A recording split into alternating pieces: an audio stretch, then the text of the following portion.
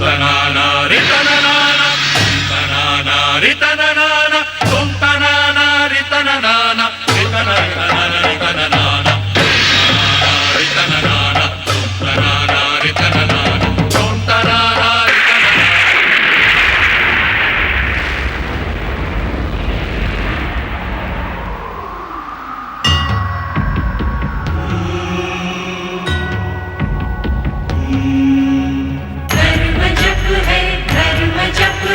मनन है कृतिकार का, तप ही साधन तप ही कारण, जीव के उद्धार का। व्रत है तृप्ति व्रत है निष्ठा, दर्श है ओंकार का, दर्श है ओंकार का।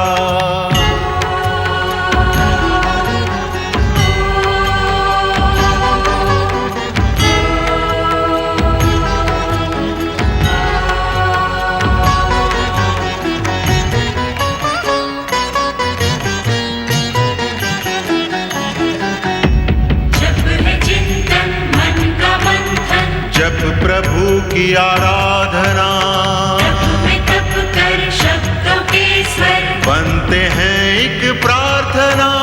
व्रत का नियम दे के संयम, पूर्ण करता कामना, पूर्ण करता कामना।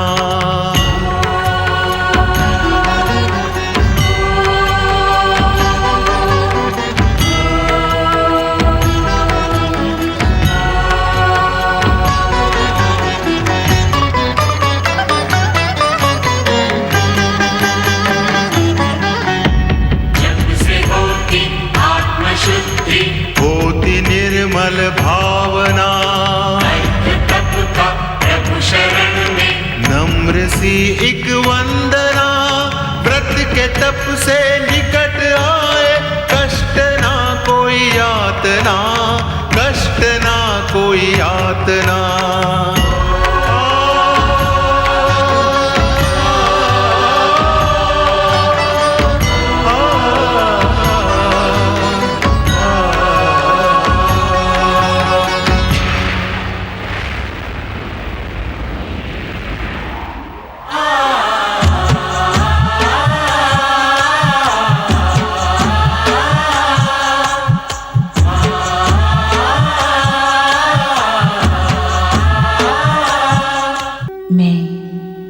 श्रद्धा हूँ, पाप का अंत और पुण्य का उदय करवाने वाली।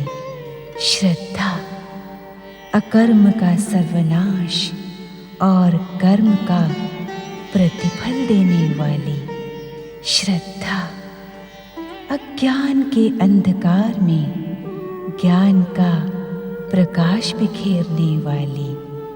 श्रद्धा संतों, सदाचारियों, सद्व्रतियों और सद आत्माओं के हृदय में निवास करने वाली। श्रद्धा मैं श्रद्धा हूँ। प्रियव्रत का अनुज उत्तानपाद भी अपने भाई प्रियव्रत का अनुसरण करते हुए पिता का सिंहासन तथा विवाह करना भी अस्वीकार कर देता है। ब्रह्मदेव के निर्देश पर नारद प्रियव्रत को तपस्या से विचलित करने के लिए अडिग तपस्या पर बैठी बहिर्ष्मति की तपस्या का त्याग करवा देते हैं। देवर्षि नारद के परामर्शानुसार बहिर्ष्मति तप का त्याग कर अपने घर लौटने को उद्यत होती है। वो अपने मन में निश्चय कर लेती है कि चिंतित माता पिता को सांत्वना देकर प्रियव्रत को भी पुनः राज कार्य संभालने के लिए प्रेरित करेगी। शनिदेव और दैत्य गुरु शुक्राचार्य की भेंट के पश्चात भी दैत्य जाति को अचेत देख दैत्य सेनापति राहु अपनी कुटिल बुद्धि के साथ एक दिन शनिदेव को उत्तेजित करने शनिलोक पहुंचा।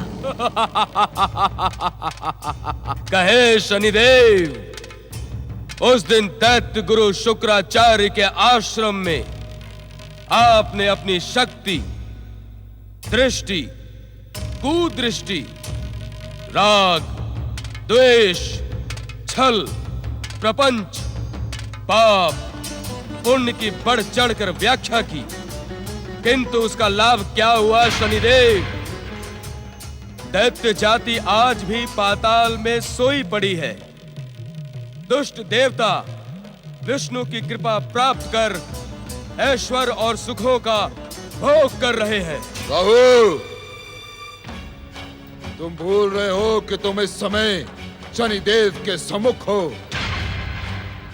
क्या तुम मेरे शक्तियों से अपरिचित हो? क्या तुम भूल गए कि मेरे ये दो अनुचर भैया और साढ़े साथी मेरे संकेत मात्र पर किसी प्राणी को तो क्या, जगदीश्वर विष्णु के सम्मुख खलबली मचाकर उसके मार्ग में कठिनाइयां खड़ी कर सकते हैं। क्या तुम्हें इस बात का स्मरण नहीं कि अमृतपान के पश्चात विष्णु ने तुम्हारा मस्तक काट दिया था? उस समय तुम्हारे ऊपर शनि की साढ़े साती की महादशा चल रही थी। मैं आपकी परम शक्तियों से अपरिचित नहीं हूँ शनिदेव। तब तुमने मुझे उत्तेजित करने का दुस्साहस कैसे किया राहु? मेरा उद्देश्य आपको उत्तेजित करने का नहीं था शनिदेव। तो क्या उद्देश्य था तुम्हारा? दैत्य सेनापति राहु का उद्देश्य सदा दैत्य जाति के हित चिंतन में लगा रहता है, किंतु दुर्भाग्य है शनिदेव कि आपकी कृपा प्राप्त करके भी दैत्य जाति पाताल में सोई पड़ी है। शनि, शुक्र और राहु जैसे महान शक्ति संपन्न ग्रहों के संगठन का क्या लाभ हुआ? तुम क्या सोचते हो राहु कि शनिदेव पाताल में पड़ी दैत्य जाति को जागृत करने जाएंगे? अरे मूढ़! शनिदेव तो कार्य करने वालों पर कृपा करते हैं। शनिदेव, तो क्या दैत्य जाति आपकी कृपा प्राप्त करके भी दुष्ट देवताओं की दुष्टता के कारण पाताल में रहने को विवश रहेंगे? इसका उत्तर तुम मुझसे नहीं, दैत्य गुरु शुक्राचार्य से जाकर पूछो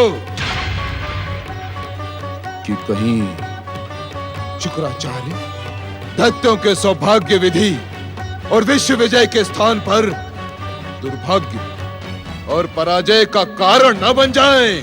अर्थात से तुम अपरिचित नहीं हो दैत्य सेनापति। दैत्य को जागृत कर उन्हें युद्ध के लिए उत्तेजित करना दैत्य गुरु शुक्राचार्य का निर्धारित कर्तव्य है। उचित तो यह था कि तुम शनि लोक में आने के स्थान पर दैत्य गुरु शुक्राचार्य को उनके कर्तव्य का स्मरण करवाते। आप निश्चिंत रहे शनिदेव, मैं दैत्य गुरु शुक्राचार्य को प्रेरित कर शीघ्र ही दैत्य जाति को जागृत करवाऊंगा, किंतु आपकी कृपा। मेरी कृपा के लिए तुम निश्चिंत रहो राहु। जिस समय दैत्य अपने शत्रुओं के विरुद्ध युद्ध उत्तेजित हो जाएंगे, उस समय मैं शनि लोक से अपनी कुदृष्टि का प्रयोग करके दैत्य शत्रु का सर्वनाश कर दूंगा। वो समय अब शीघ्र ही आने वाला है शनिदेव। यह जान ले कि दैत्य जाति अब जागृत होने वाली है।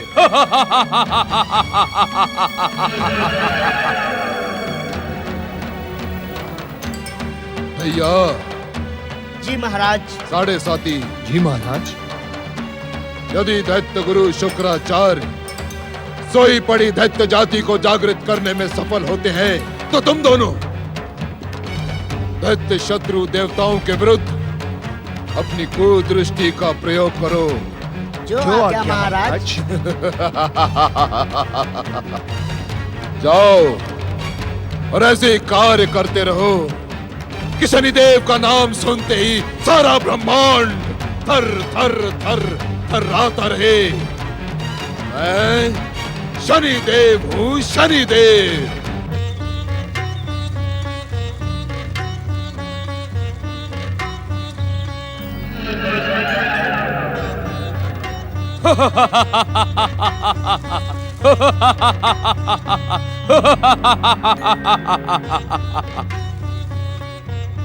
प्रणाम दैत्य गुरु शुक्राचार्य। आओ दैत्य सेनापति राहु, मैं इस समय तुम्हारा ही स्मरण कर रहा था। मेरे जैसे उपेक्षित, तुच्छ और छिन्न मस्तक का स्मरण कर आपको क्या प्राप्त होगा दैत्य गुरु? छिन्न मस्तक होने के पश्चात भी तुम्हारा बल किसी से छुपा नहीं है राहु। समय समय पर अपनी शक्ति से सूर्य चंद्रमा जैसे तेजस्वी ग्रहों को ग्रस्त कर उनके तेज को खंडित करने वाले तुम महान शक्ति के प्रतीक हो। किंतु दैत्य गुरु, दुर्भाग्यवश दैत्य शक्ति तो पाताल के अंधकार में सोई पड़ी है। इसी विषय ने तो मुझे उद्विग्न कर रखा है राहु। असंभव, अतुलित बलशाली, दिव्य शक्ति संपन्न दैत्य गुरु शुक्राचार्य को कोई विषय उद्विग्न कर सके, ये असंभव है। आप अकेले ही अपनी इच्छा मात्र से दुष्ट देवताओं को पराजित कर सकते हैं और तीनों लोकों में दैत्य दानवों का साम्राज्य स्थापित कर सकते हैं। एक तपस्वी का जीवन और व्रत धारण करने वालों को युद्ध शोभा नहीं देता, अन्यथा तुम्हारा कथन क्षण मात्र में सत्य सिद्ध कर सकता हूँ। जो कार्य आप स्वयं करने के इच्छुक नहीं, उसे सोई पड़ी दैत्य जाति को जगाकर पूर्ण क्यों नहीं करवाते दैत्य गुरु? महासम्मेलन में आपका जो अपमान त्रिदेवों और उनके चाटुकार देवताओं ने किया है, उसका प्रतिशोध दैत्य शक्ति को उन्मादित करके लिया जा सकता है। तुम सत्य कह रहे हो राहु, किंतु यह समय उदासी और निराशा का नहीं, उत्साह और उत्तेजना का है। आप शीघ्र पाताल लोक जाकर दैत्य जाति को जागृत करें, उन्हें पृथ्वी और स्वर्ग पर विनाश लीला प्रारंभ करने के लिए आदेश दें।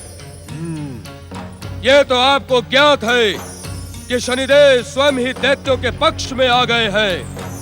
वैसे तो आपकी दिव्य शक्तियां ही दुष्ट देवताओं को पराजित करने में समर्थ हैं, किंतु इस समय शनिदेव के साथ का लाभ भी दैत्य जाति उठा सकती है।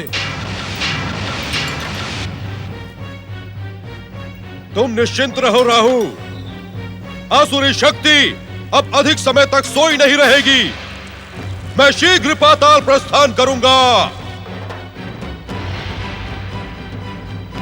मैं शीघ्र पाताल प्रस्थान करूंगा। मैं शीघ्र पाताल प्रस्थान करूंगा।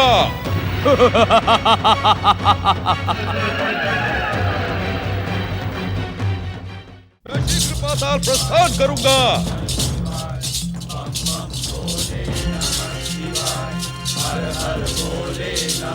मैं शीघ्र पाताल प्रस्थान करूंगा। शुक्राचार्य,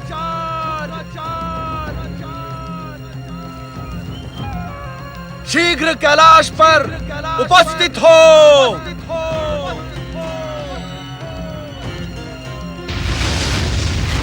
हर हर महादेव, हर हर महादेव।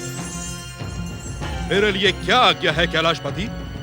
शुक्राचार्य, वैकुंठ लोक के महासम्मेलन से बहिष्कृत होने के पश्चात तुम सूर्य पुत्र शनिदेव तथा छिन्न मस्तक दैत्य सेनापति राहु से परामर्श प्राप्त कर त्रिदेवों के विरुद्ध षड्यंत्र में सम्मिलित हो रहे हो।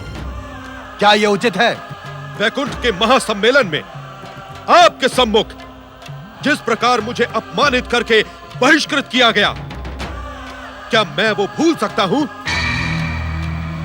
जगत पालक श्री विष्णु ने जिस प्रकार मेरा स्वाभिमान छिन्न भिन्न कर दिया, शिव शंकर उसका प्रतिशोध लिए बिना मेरा चित्त शांत नहीं हो सकता। अपनी सीमाओं में रहो शुक्राचार्य। अपने दुस्साहस को अनदेखा कर तुम जगत पालक श्री विष्णु से प्रतिशोध का दंभ भर रहे हो। तुम्हारा अहंकार स्वयं तुम्हारे विनाश का कारण न बन जाए। नागेंद्र, अपने स्वाभिमान की रक्षा करना क्या अपराध है? स्वाभिमान रक्षा को जगत पालक श्री विष्णु के विरुद्ध प्रतिशोध से जोड़ना निश्चित अपराध है शुक्राचार्य। दैत्यों के नवनिर्वाचित गुरु शुक्राचार्य को प्रतिशोध का अर्थ भी ज्ञात है अथवा नहीं? भली भांति ज्ञात है महादेवी। अपने शत्रु के विरुद्ध अंतिम परिणाम तक संघर्ष ही प्रतिशोध है। नहीं शुक्राचार्य, नहीं। प्रतिशोध किसी शत्रु के विरुद्ध नहीं, अपितु स्वयं अपने विरुद्ध होने वाले संघर्ष का दूसरा नाम है। ये आप क्या कह रहे हैं भगवान कैलाशपति? सत्य कह रहा हूं शुक्राचार्य, और आप भी इस सत्य को भली भांति ज्ञात कर लें कि प्रतिशोध वो ज्वाला है जिसमें व्यक्ति स्वयं ही भस्म हो जाता है। तो मैं क्या करूं विश्वनाथ? अपनी वृत्तियों पर नियंत्रण करने का संकल्प करें आप। संकल्प? हां शुक्राचार्य, संकल्प। क्योंकि प्रतिशोध प्रतिक्रियात्मक होता है और संकल्प क्रियात्मक। प्रतिशोध में बदले की भावना है और संकल्प में कर्तव्य का बोध। प्रतिक्रियात्मक होने के कारण प्रतिशोध का लक्ष्य किसी व्यक्ति अथवा समुदाय तक ही सीमित होता है, जबकि क्रियात्मक होने के कारण संकल्प का लक्ष्य उदांत और जन कल्याण के निमित्त है। अपने स्वाभिमान की रक्षा का संकल्प भी तो किया जा सकता है भगवान कैलाशपति। सुप्त दैत्य जाति को जागृत करने का संकल्प शुक्राचार्य के लिए न्याय सम्मत है। संकल्प के महान अर्थ को अपनी पापी वृत्तियों के प्रोत्साहन से तोड़ मरोड़ के प्रस्तुत न करें आप। स्वाभिमान रक्षा का अर्थ त्रिदेवों के विरुद्ध विद्रोह नहीं है। शनि तथा राहु के दुष्चक्रों में उलझकर आप अधर्म के मार्ग पर चल पड़े हैं। अपने परम ज्ञानी पिता महर्षि भृगु की आज्ञा की अवहेलना कर आप स्वयं एवं असुरों के विनाश का कारण बन जाएंगे। आपको सावधान करना आपके आराध्य के नाते हमारा कर्तव्य है। यह सुनकर मैं कृतज्ञ हुआ कैलाशपति कि आप दैत्य जाति और दैत्य गुरु के भविष्य के प्रति चिंतित हैं। किंतु परम शक्ति संपन्न शनिदेव दैत्य जाति के सच्चे हितैषी हैं। राहु स्वयं दैत्य सेनापति है। उन मित्रों पर विश्वास न करने का कारण मुझे तो दिखाई नहीं पड़ता। जिन्हें आप हितैषी एवं परम मित्र बता रहे हैं, उनकी गुप्त योजनाएं और षड्यंत्र हमसे अज्ञात नहीं है शुक्राचार्य। आपने स्वयं उन्हें पाताल लोक जाकर सोई असुर जाति को जगाने का आश्वासन दे दिया है। हां, यह सत्य है भगवान कैलाशपति। सावधान शुक्राचार्य, यदि तुमने शनि और राहु की मंत्रणा पर पाताल लोक जाकर सोई हुई असुर जाति को विद्रोही बनाने का दुस्साहस किया, तो उसका परिणाम न ही तुम्हारे हित में होगा और न ही असुर जाति के कल्याण में। मैं आपके परामर्श को सदैव ध्यान में रखूंगा देवाधिदेव।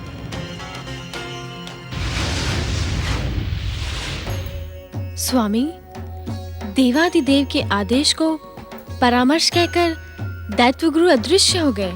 मुझे तो ऐसा प्रतीत होता है कि तुम्हारा अनुमान सत्य है पार्वती। हमें ज्ञात है कि शनिदेव के प्रोत्साहन तथा राहु के कुटिल बुद्धि के दुष्चक्रों में उलझे शुक्राचार्य हमारे आदेश को स्वीकार करने वाले नहीं हैं। इसका परिणाम क्या होगा स्वामी? असत्य की पराजय और सत्य की विजय तो सृष्टि के प्रथम दिन से नियंता की नियति है। शुक्राचार्य असत्य के पथ पर चल पड़े हैं, जिसका परिणाम शीघ्र तुम्हारे सामने होगा।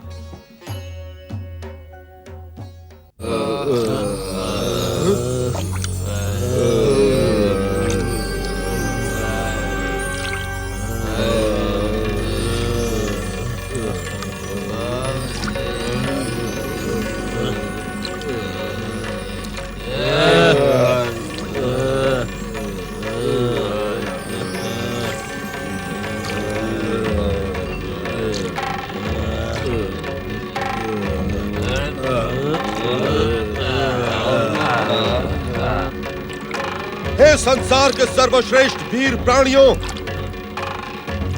हे असुर जाति, तुम्हारी ऐसी दुर्दशा समुद्र मंथन में भी छलिया विष्णु के कारण दुर्भाग्य रूपी मदिरा ही तुम्हारे हाथ लगी, जिसका परिणाम यह हुआ कि तुम्हारा वीर असुर रक्त पानी बन गया। त्रिदेव ब्रह्मा विष्णु महेश के कारण ही वीर पराक्रमी असुर जाति पाताल लोक में अचेत अवस्था में पड़ी है।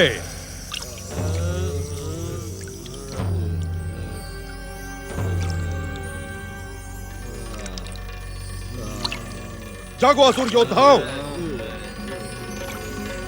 जागो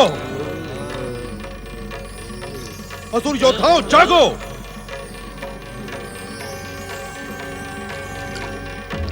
जागो असुर पराक्रमी, जागो। जागो, जागो असुर वीरों, जागो। इस प्रकार अचेत अवस्था में पड़े रहकर अपनी शक्ति को कलंकित न करो। जागो, जागो असुर वीरों, तनिक विचार करो कि तुम्हारा पूर्वज परमवीर नमूची लौट कर क्यों नहीं आया। जागो, जागो असुर वीरों।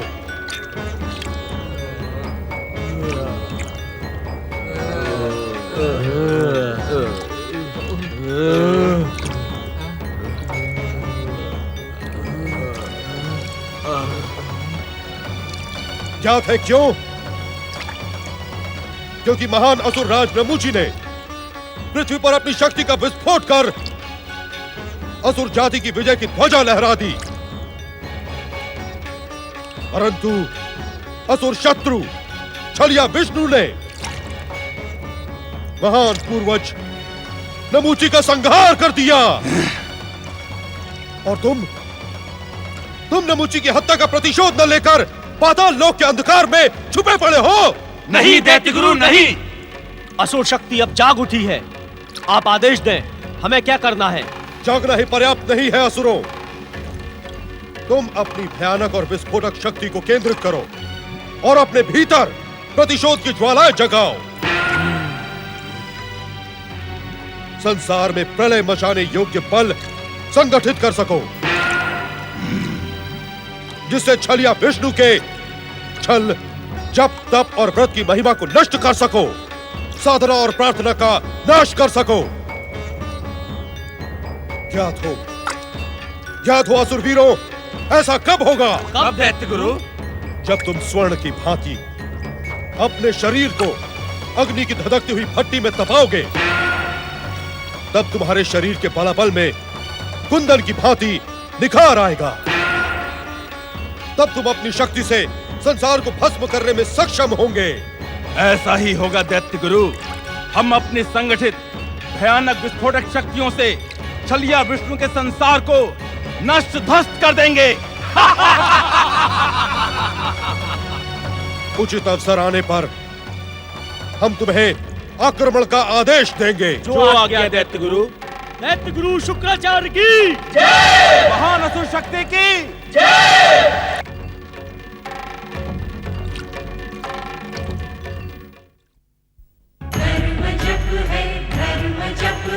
मनन है कृतिकार का, तप ही साधन, तप ही कारण। जीव के उद्धार का, व्रत है तृप्ति, व्रत है निष्ठा, दर्श है ओंकार का, दर्श है ओंकार का।